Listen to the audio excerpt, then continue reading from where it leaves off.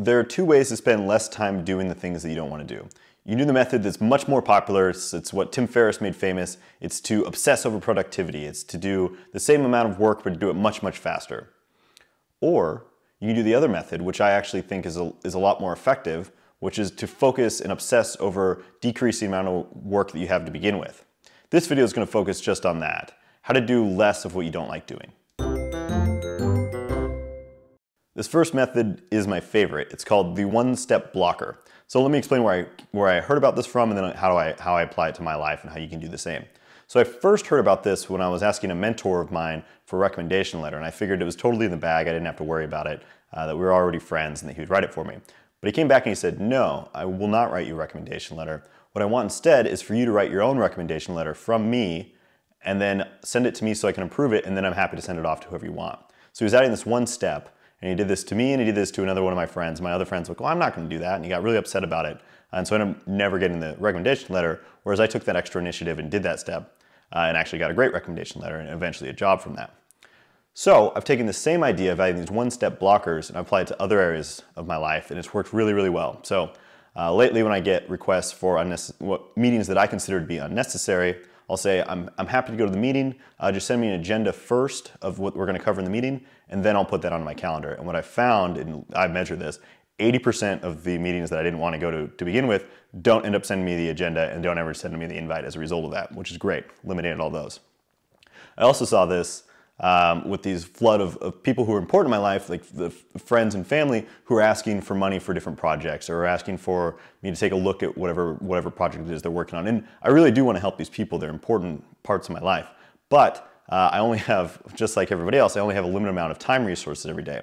So I've used the same single step blocker to do that. So say if someone's asking me to donate to their Kickstarter, I'll say, yes, I would love to support you. Please send me just a brief description of what this Kickstarter is about. Just send it to my email, and then I'll be happy to do it. And what I found is the people who don't actually really crave the money and are willing to go through the hurdles, they just won't do it, and then I just don't have to worry about it, because if they really wanted my money, they'd be happy to write up a paragraph and email it to me. But most people don't.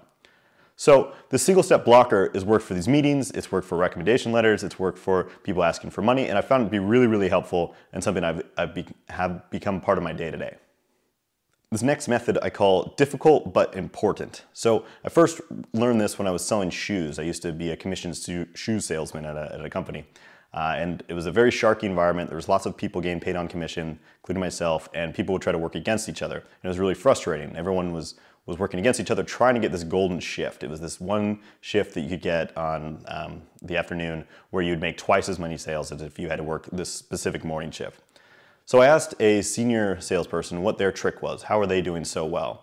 And their answer actually really surprised me. They said, well, instead of trying to go for that golden shift and focus on that, try to do some work that's more difficult and considered more important. And I was like, well, that's interesting. So I ended up going to the back of the room during my shift, into the back, and organized where all the shoes were back there. So this made it a lot easier for all the other salespeople to find their shoes and make quicker sales. And it actually made more sales, at least indirectly, for that company for that given amount of time.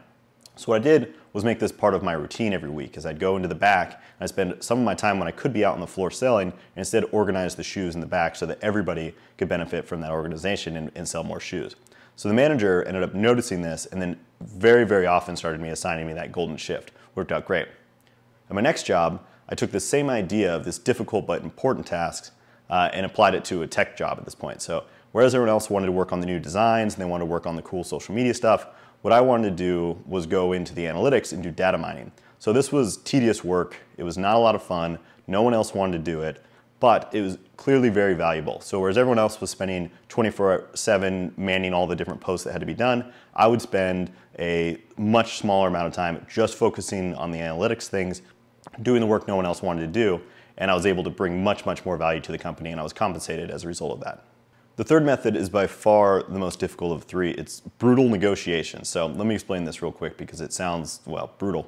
When you're doing negotiations for things like work hours or compensation, these are what I consider planning for the year to come, right?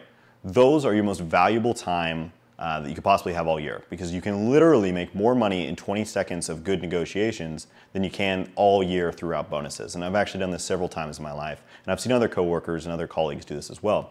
If you stand up for yourself and actually cross that line of being a little bit of a jerk during negotiations, which are important for your work, you can make much more money and subsequently have to work less.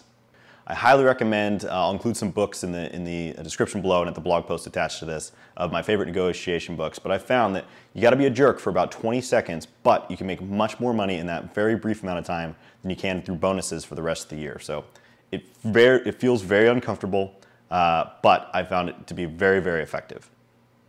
So the next time that you're going around Facebook or Twitter and you find one of those awesome blog posts, and trust me, I've read thousands of them, about the latest and greatest time saver, consider taking a step back and looking at what you're really trying to solve here. It's doing less of what you want.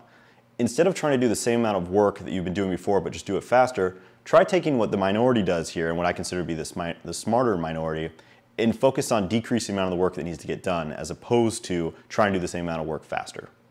Okay, so that's all the time I have there. If you're interested in this topic, please consider leaving some comments below. I've spent a whole lot of time trying to research this and try to find other people who are trying to tackle this work problem from this angle as opposed to the more popular time efficiency angle. So if you have any other tips, I know that I would get a lot of value from learning from you in the comments below, as would other people who made it this far into the video without dropping. So please, if you know of any other hacks that are focused on decreasing the amount of the work that needs to get done, please share them in the links below. And if that's not really your cup of tea, consider subscribing. You can learn a lot through this channel, hopefully that way as well.